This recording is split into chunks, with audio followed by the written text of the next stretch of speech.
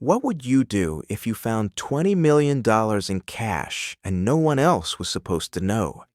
Netflix's The Rip throws that question directly at its characters and its audience in a gritty crime thriller that blends tension, brotherhood, and moral collapse. Starring Matt Damon and Ben Affleck, the film asks a simple question with devastating consequences. This is The Rip explained. The film opens in Miami, a city soaked in sun, money, and corruption. The atmosphere is tense following the murder of Captain Jackie Velez, a respected leader of the Miami Tactical Narcotics Unit. Her death sends shockwaves through the department and leaves behind a power vacuum filled with suspicion. Enter Lieutenant Dane Dumars, calm, methodical, and quietly observant. Alongside him is Detective Sergeant J.D. Byrne, rougher around the edges, instinctive, and fiercely loyal. The two share years of history, partners who've survived shootouts, cover-ups, and the moral compromises that come with policing a city like Miami. When the team receives a tip about a possible stash house connected to an ongoing investigation, it seems routine. No one expects anything more than drugs or weapons. But the house holds something far more dangerous. Hidden in the attic, sealed behind layers of insulation, the team uncovers $20 million in cash, cartel money, untouched, perfectly stacked. This isn't just a bust, it's a once-in-a-lifetime temptation. Department regulations require seized cash to be counted on site before removal. Dumars orders the house sealed and confiscates everyone's phones. No calls, no outside contact, no leaks. But money changes everything. As the counting begins, the mood shifts, jokes fade, eyes linger. Every number counted feels heavier than the last. The room grows hotter, not just from the Miami heat, but from the unspoken question hanging over everyone. What if we didn't report it? Tension explodes when a mysterious phone call comes in on a burner device hidden inside the house. Whoever is on the other end knows about the money, and they want it. Suddenly, it's clear. Someone has already talked. Accusations fly, trust fractures, old grudges resurface. Each officer becomes both an ally and a suspect.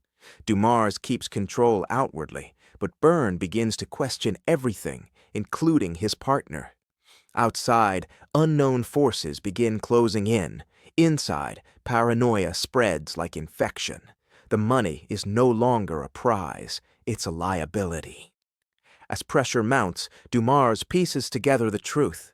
One member of the unit, Rowe, has been working with an outside criminal crew, feeding them information and planning to steal the cash during the confusion. The betrayal cuts deep. These aren't criminals, these are cops. A violent standoff erupts, shots ring out, the stash house turns into a war zone. Alliances collapse in seconds. In the chaos, Byrne is forced to choose, trust his instincts or trust Dumars. He chooses Dumars.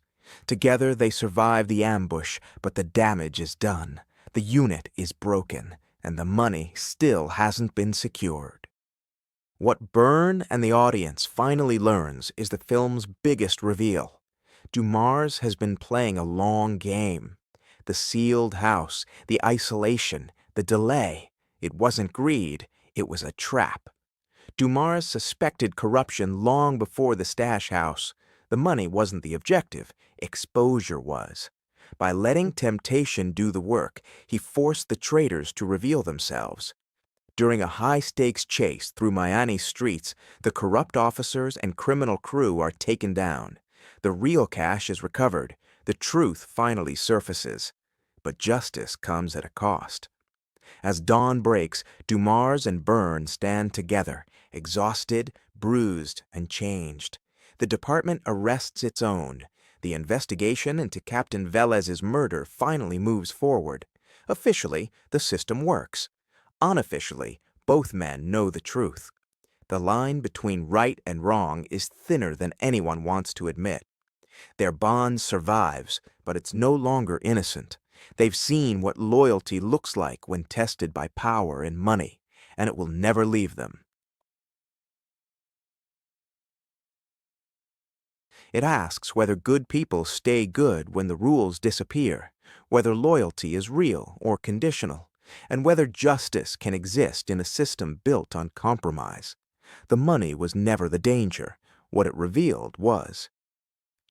If you enjoyed this breakdown, like, subscribe, and comment below.